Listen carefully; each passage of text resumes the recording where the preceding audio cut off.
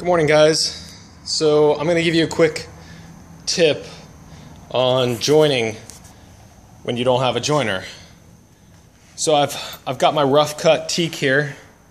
Obviously you can see the rough grain, and I got to get this off. This is rough cut. I've already planed it. I picked up a planer for 125 bucks off of Craigslist. Little Delta planer, just good enough to get the layers down. I'm not trying to look for anything high dollar expensive because I'm going to sell it again when it's done.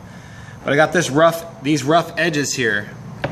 So what I'm going to do, I don't own a joiner. I actually own a joiner, but it's in my dad's house. So I need to take off just a smidgen of wood. So what I've done here is I've done a blade drop. This back half back here is flush to the outside edge of the blade.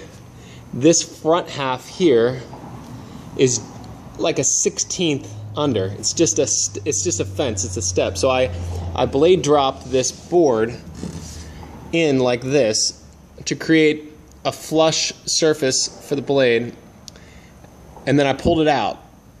Then I moved the fence back just far enough where I'd only take off a 1/16 of an inch here. And then I dropped it back in here and proceeded to cut the board through to create this channel. My board here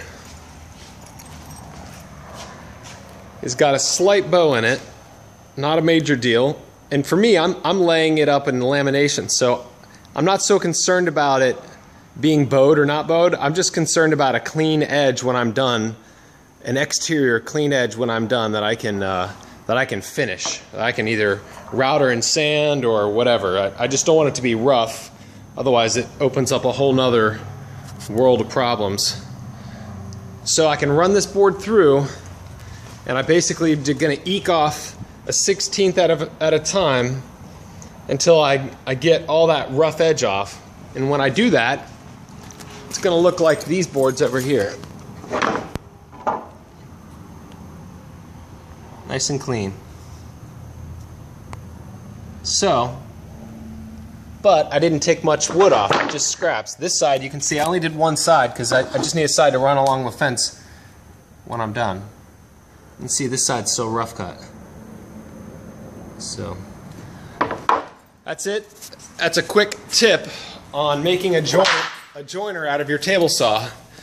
Of course, keep in mind, it's still going to have the saw blade marks on it, so if you want it perfect, take your belt sander, turn it upside down, clamp it with a vise, and run that board through nice and smooth. But, you know, necessity is the mother of invention. That's it, guys.